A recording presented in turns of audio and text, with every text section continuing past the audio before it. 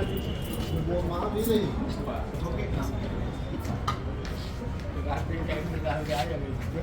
मैं सविता साहू डूंगरगढ़ से day annual के तहत हम लोग सीआरपी का काम करते हैं, जिसमें हम महिला समूह को बनाते हैं, उनका संगठन करवाते हैं, बचत करना सिखाते हैं और उनका बैंकों से खाता खुलवा करके उनका जो भी है उनको क्रियान्वयन करवाते हैं।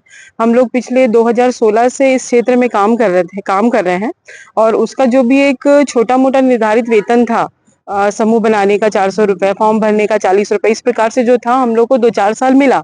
किंतु 2019 से हमें अपने शासन की तरफ से किसी भी प्रकार का काम नहीं दिया जा रहा है और साथ में काम नहीं करने की वजह से जो भी एक मानदेय होता है वो हो नहीं रहा है। तो हम आज राजनांदगांव कलेक्टर में यही इसी वजह से आए हैं कि एक निर्धारित निश्चित मानदेय जो है वो एक निर्धारित करके हम सीआरपीओ को दिया जाए। इस प्रकार से मैं अपने साथ 18 से 20 सीआरपीआं हैं जो हम करते हैं और हम सबकी तरफ से यही इच्छा है कि वो एक निश्चित मानदेय हो ताकि हम भी अपना कुछ चाल चलन कर सके। सीआरपीएफ का मूल काम क्या है?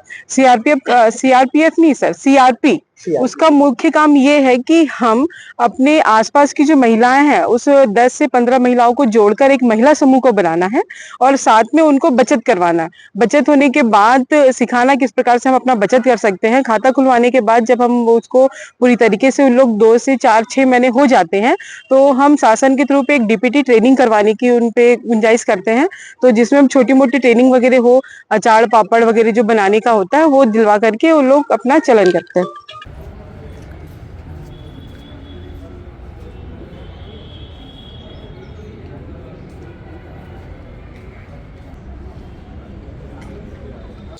मैं हेमा सेंगर, सीआरपी।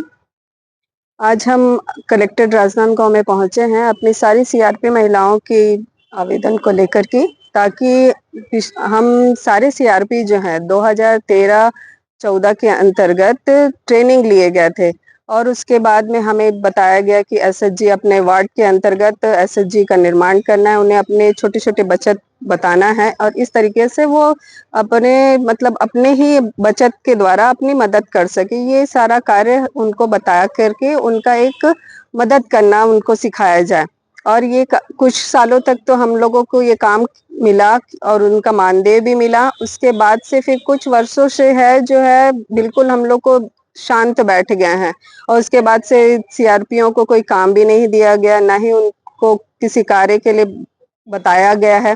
और अभी कलेक्टेड राजनांदगांव में इसलिए आए हैं ताकि हम लोग को फिर से हमें अपने सीओस के तरफ से कार्य दिया जाए और हमें मानदेय मिले। आप लोग कितने वर्षों से? सर हम लोग 2013-14 से हैं, अभी तकरीबन 20 समूह मतलब सीआरपी हैं हम लोग और तब से हम लोग कार्य कर रहे हैं। कलेक्टर क्या बोला? तो क्या बोला? हाँ, अब कलेक्टेड सर तो सांत्वना दिए हैं, आयुक्त सर को भी जानकारी दे दिए हैं, अब देखते हैं आगे क्या रहेगा आगे आपके के द्वारा? हम तो सर यही चाहते हैं कि हमारे सारे सीआरपीएफ बहनों को हमारे काम मिले और उनका वेतनमान एक निर्धारित मिले, यही कलेक्टेड सर से मांग करते हैं।